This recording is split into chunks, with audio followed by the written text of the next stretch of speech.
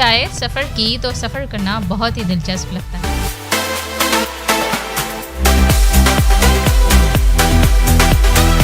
तो आएं चलें सफ़र की शुरुआत करते हैं हैदराबाद से मुंजा की तरफ।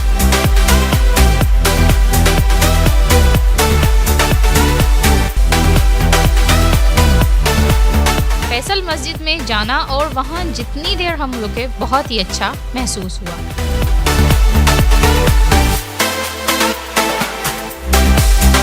बदी-बदी-उज-जमाल और शहजादा सैफुल मलूक की मोहब्बत की गवाह झील सैफुल मलूक,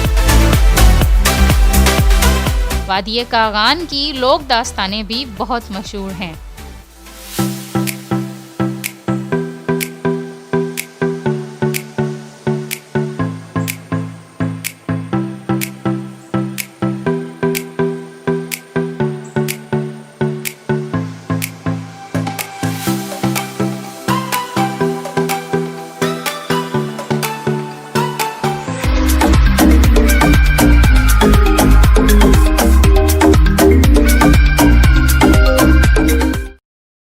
हाइकिंग ट्रेल 5।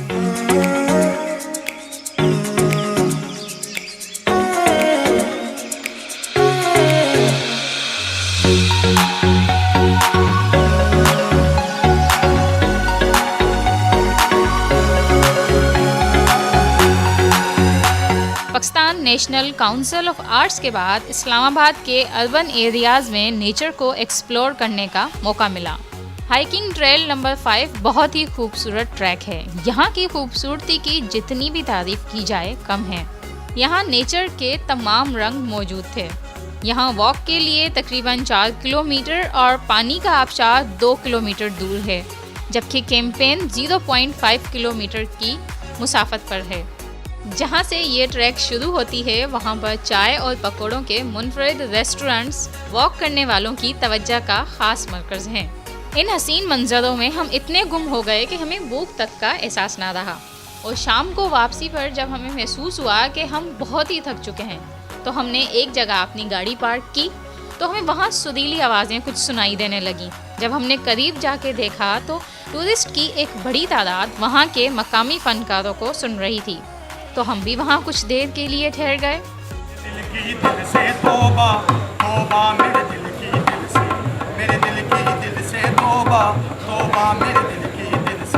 मेरे दिल की दिल से तौबा, प्यार दोबारा ना होगा। बोल कफारा कफारा, बोल कफारा, ओ यारा बोल कफारा क्या होगा। बोल कफारा कफारा, बोल कफारा, ओ यारा बोल कफारा क्या होगा।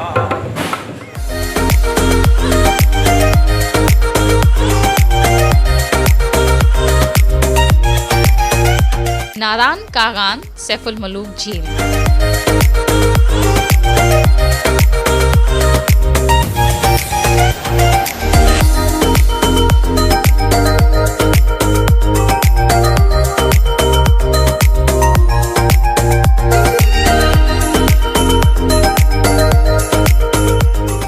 जब हम सुबह निकले इस्लामाबाद पेशावर मोटरवे पर, जहां बुरहान इंटरचेंज है, हम हज़ारा एक्सप्रेस वे M35 पर आ गए। रास्ते में हसन अब्दाल, हवेलियाँ, एबटाबाद, मानसेरा से होते हुए अब हम पहुँचे हैं बालाकोट। बालाकोट 3226 फुट सतह समंदर से बुलंद है। इस्लामाबाद और रावलपिंडी से इसका बल खाता हुआ खूबसूरत रास्ता 194 किलोमीटर पर मुश्तमिल है, जबकि ये वादी तकरीबन 10 किलोमीटर के इलाके पर फैली हुई है। पूरा शहर दरियाए कुन्हार के दोनों किनारों पर आबाद है और इस्लामाबाद से यहाँ पहुँचने के लिए तकरीबन 3.5 घंटे की मुसाफत दरकार है। याद रहे कि 2002 के बहुत ख़तरनाक ज़लज़ले के नतीजे में ये शहर मुकम्मल तबाह हो गया था।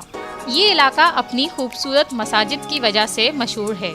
यहाँ पर गंदक के चश्मे भी हैं। कहा जाता है कि उनमें नहाने से जल्दी अमराज ख़त्म हो जाते हैं। ये वही इलाका है जहाँ 2009 के दौर में इंडियन एयर फोर्सेस ने नाकाम एयर स्ट्राइक किए थे। कागान।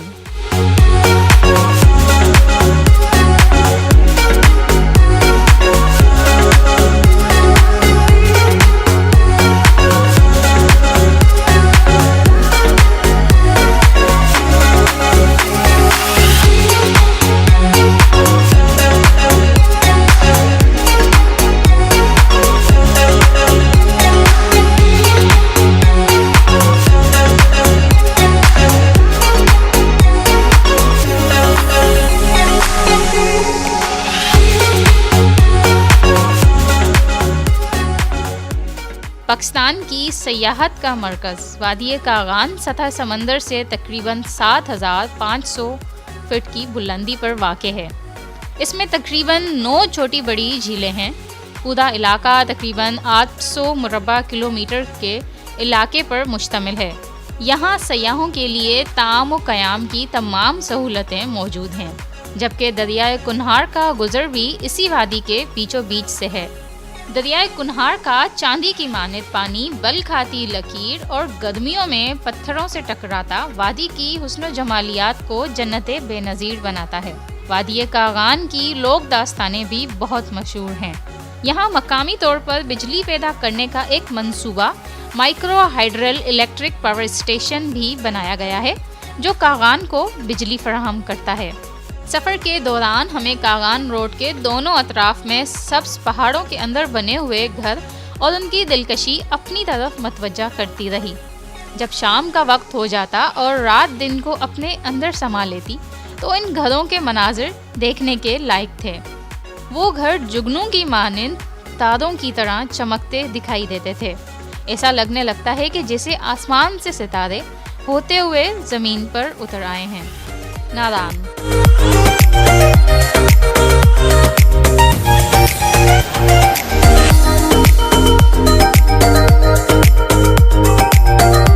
नादान सतह समंदर से 8,500 फुट की बुलंदी पर है। यहाँ खरीदारी और खाने पीने के बहुत उम्दा और बेहतरीन सामान मौजूद है।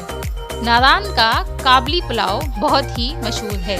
नादान सैफ अल मुलूक झील का गेटवे भी है।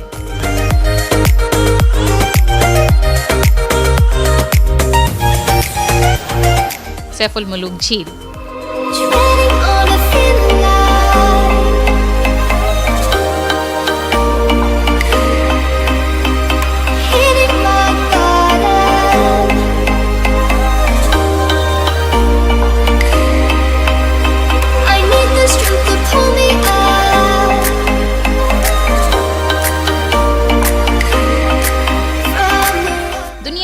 हसीन और जमील खूबसूरतियों से माला माल नीलगो पानी की सरजमी सैफ अल मुलूक सतह समंदर से 10,500 फुट की बुलंदी पर है।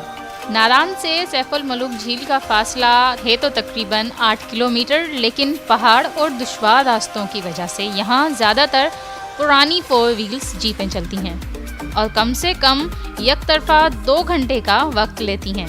झील सैफ अल मुलूक के मुतल्लिक रोमानवी दास्तानें बहुत मशहूर हैं। परी बदियुत जमाल और शहजादा सैफ अल मुलूक की मोहब्बत की गवाह झील सैफ अल मुलूक और यहाँ के लोग आज भी ये दास्तानें सयाहों को सुनाते हैं।